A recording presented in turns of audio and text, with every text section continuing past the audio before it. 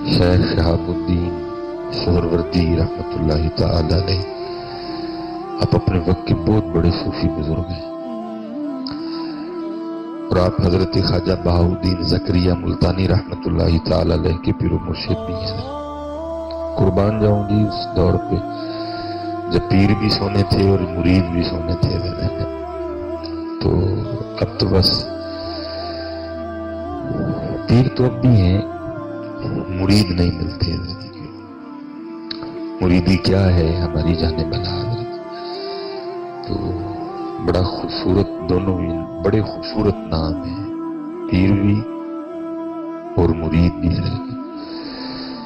شیخ شہاب الدین سہروردی رحمۃ اللہ تعالی علیہ فرماتے ہیں جب اللہ کسی سے دوستی کا ارادہ رکھتا ہے تو پھر اس پہ اپنے ذکر کے دروازے کھول دیتا ہے۔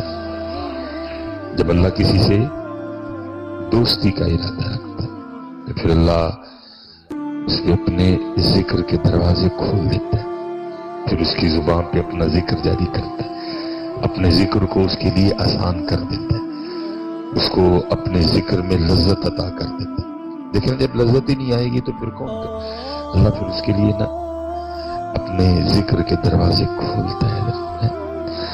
اللہ حضرت جی ہمارے یہاں مزاج بالکل الٹ ہے، ہم سمجھتے ہیں پیسے واوی ہیں، اب بڑا اللہ کا فضل ہے، گھر جی بڑا اللہ کا فضل ہے، کاروبار ٹھیک چل رہا ہے، ہم کہتے ہیں نہیں، اللہ کا فضل اسی پہ ہے جس کو اللہ اور اللہ کے رسول کے ذکر کی توفیق ہے حضرت۔ یہ تو فضل نہیں ہے حضرت، یہ تو فرعون کے پاس بھی بڑا تھا حضرت، یہ تو نمرود کے پاس بھی بڑے تھے حضرت، یہ تو حامان کے پاس بھی بڑے تھے، یہ تو شداد کے پاس بھی بڑے تھے، تو کیا پھر ان پہ بھی اللہ کا فضل تھا حضرت؟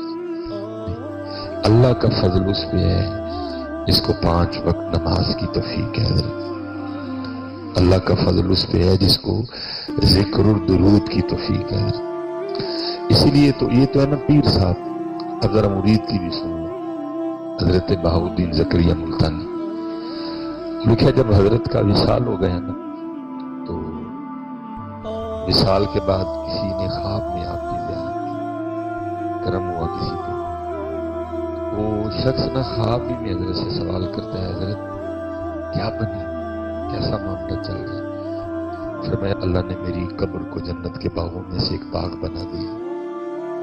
اس نے باقاعدہ آپ کو دیکھا کہ حضرت نا وہ جنتی تخت پہ، قبر جنت کا باغ بنا، جنتی تخت پہ بیٹھے، اس نے سب کچھ دیکھ کے حضرت آپ نے فرمایا اللہ نے بخش دیا، قبر کو جنت کے باغوں میں سے باغ بنا دیا، مجھے جنتی لباس عطا کیا، جنتی پوشاک عطا کی، جنتی ختام عطا کیے، لیکن جو لطف وہ سرگی کے وقت نیند چھوڑ کے، بستر چھوڑ کے، وضو کر کے مصلی پہ تہجد میں کھڑے ہونے میں تھا نا، وہ ادھر نہیں کوئی بھی رہتا ہے۔ جو لطف اس وقت آتا تھا نا، وہ نیند چھوڑنی، وہ بستر چھوڑنا، اور وہ وضو کر کے جو وہ اللہ کے حضور کھڑا ہو جاتا تھا، وہ لطف یہاں نہیں ہے، کیونکہ یہ لطف ہی وکھرا ہے، لیکن جس کو اللہ عطا کر دے، اسی لیے تو یہ تو مرید ہے نا، وہ کہہ رہے ہیں نہیں لطف، جو لطف اس میں تھا اس میں وہ لطف نہیں۔ اسی لیے تو پھر پیر کیا فرماتے اللہ جس سے دوستی کا ارادہ رکھتا ہے پھر اس کی ابتدا کس سے کرتا ہے، اس کے لیے اپنے ذکر کے دروازے کھول دیتا ہے حضرت۔ یہ ابتدا ہوتی ہے حضرت، اس کے لیے اپنے ذکر کے دروازے کھولتا ہے، یہ دوستی کی ابتدا ہے۔ جس کو اللہ کے ذکر کی توفیق ہے نا، سمجھو یہ دوستی کی ابتدا ہو چکی ہے، یہ اللہ کا فضل ہے، یہ دوستی کی ابتدا ہوئی ہے۔ اب آگے آپ کا کام ہے کہ آپ ابتدا کو انتہا تک کیسے لے کے جاتے ہیں۔ اس نے تو ابتدا کر دی، اس نے آپ کو اپنے ذکر کی توفیق دے دی، اب آگے میرا کام ہے حضرت کہ میں آگے پھر کیا کرتا ہوں۔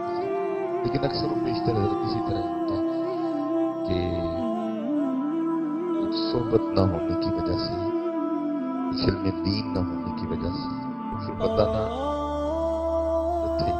اور صوفیاں تو پہندا بھی بڑا نا شیطان حضرت، وہ نہیں ان کو آگے جانے دیتا، جتنے صوفی ہیں نا ان کو تو پڑھتا ہے، دبا کے پڑھتا ہے، کیونکہ میں نے پچھلے جمعے ادھر بھی عرض کی، کیونکہ بھائی چور نے تو ادھر ہی آنا نا جدھر کچھ ہے، اب جدھر ہے ہی کچھ نہیں تو اس نے کیا کرنے جانا ہے ادھر، जिधर जिक्र है, जिधर नमाज है, जिधर दाढ़ी है, जिधर पग है, जिधर दुरूद है, उसमें तो उधर ही चोरी करने आना।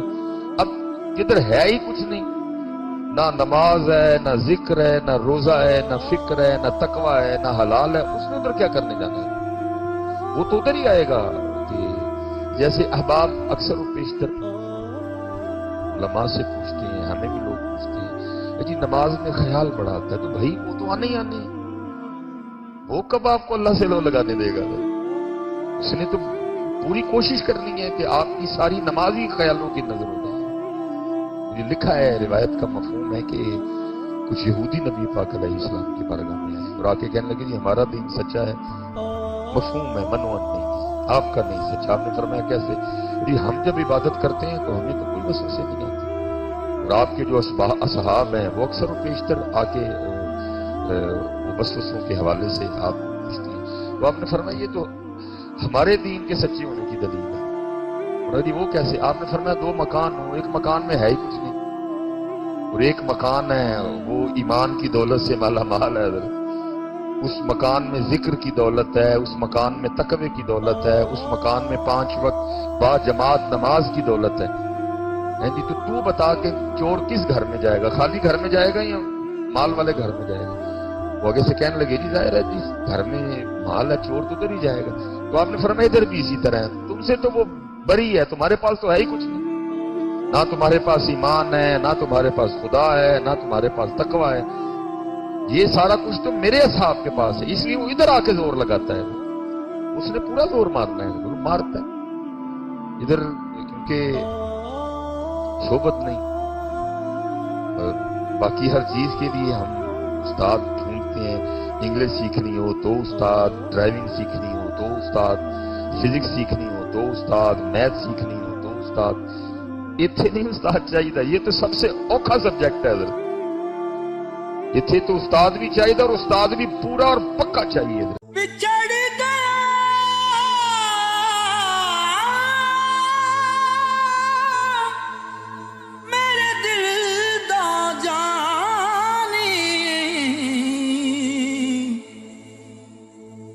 मैं कखों वांगर रुल गई, फुल्ला नाल नाजुक